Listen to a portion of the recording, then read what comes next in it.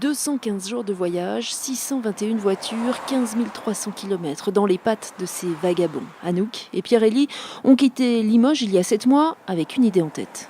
Voyager en stop et sans utiliser d'argent et du coup en échangeant des services, en échangeant du temps parce qu'on est riche de temps en fait pour les gens et donc on dort chez l'habitant.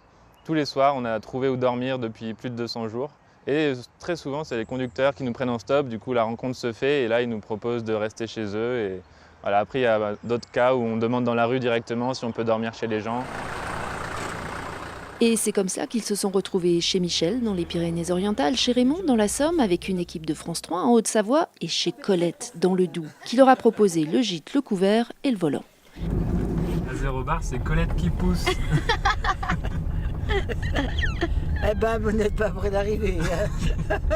Elle nous a fait visiter un peu toute sa région. On était à son volant et c'était des endroits où elle n'est pas allée depuis 30-40 ans, quoi. Donc c'était vraiment incroyable comme rencontre. On ne vit pas forcément dans le même monde en fait, et ça c'est pas facile à comprendre quand on va pas dans chaque maison avec des priorités différentes, avec des visions de la vie différentes.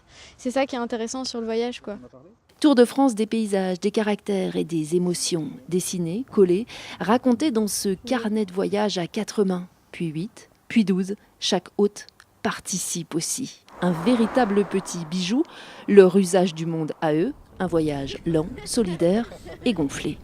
C'est vrai qu'il faut oser aller demander l'hébergement chez l'habitant ou bien les invendus dans les magasins. Et c'est un apprentissage de tous les jours parce qu'on n'est pas les plus expansifs du monde non plus.